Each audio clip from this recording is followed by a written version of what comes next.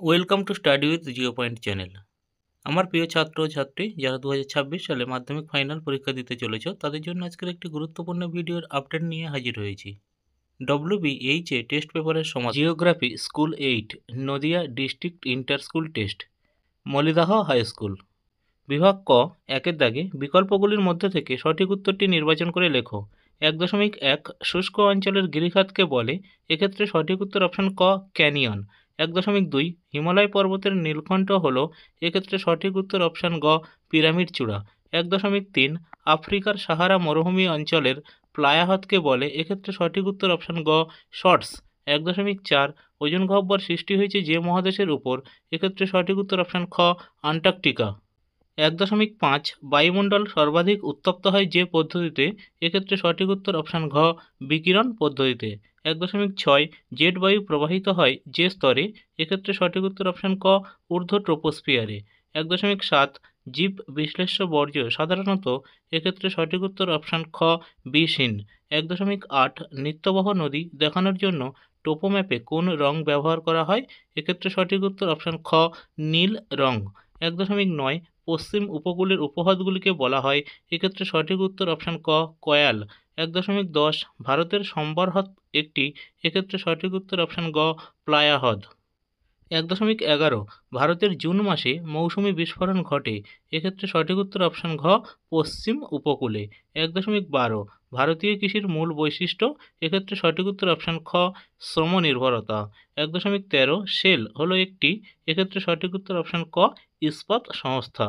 1.14 ভারতের জনবিরলতম রাজ্য হলো, এক্ষেত্রে সঠিক উত্তর অপশন ঘ অরুণাচল প্রদেশ। বিভাগ খ, 2-এর দাগে নির্দেশ অনুযায়ী নিচের প্রশ্নগুলির উত্তর দাও।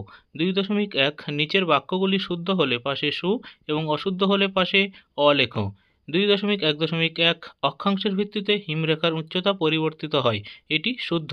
2.1.2 আয়নোস্ফিয়ার অতিবেগুনি রশ্মি শোষণ করে, এটি অশুদ্ধ। 2.1.3 ভারত মহাসাগরে শৈবাল সাগর দেখা যায়, এটি অশুদ্ধ। 2.1.4 মানুষের দ্বারা বাতিল দ্রব্য হল বর্জ্য, এটি শুদ্ধ।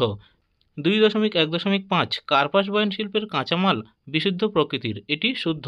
2.1.6 ভারতের মধ্যে সিকিম রাজ্যে রেলপথ নেই, এটি শুদ্ধ। 2.1.7 বোরো ধান জায়িদ শস্যের উদাহরণ, এটি অশুদ্ধ। 2.2 উপযুক্ত শব্দ বসিয়ে শূন্যস্থান পূরণ করো। 2.2.1 দুটি শিব বালিয়াড়ির মধ্যবর্তী অঞ্চল গাসি নামে পরিচিত।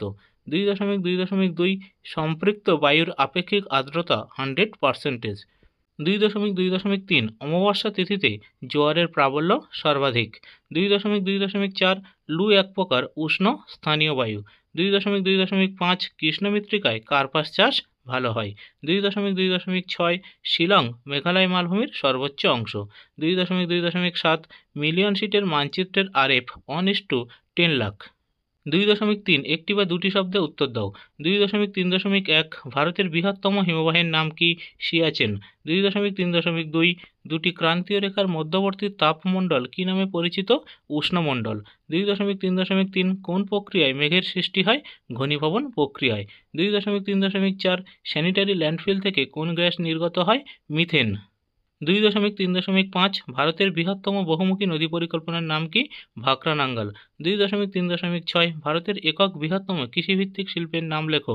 কার্পাস বয়ন শিল্প। 2.3.7 ভারতের পরিপূরক বন্দরের নাম কি? হলদিয়া।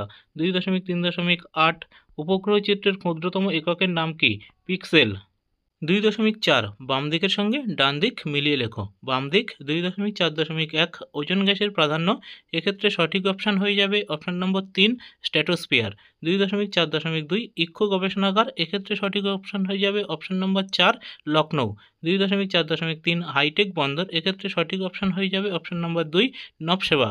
2.4.4 সবুজ পাত্র, এক্ষেত্রে সঠিক অপশান হয়ে যাবে অপশান নম্বর 1 জৈব ভঙ্গুর।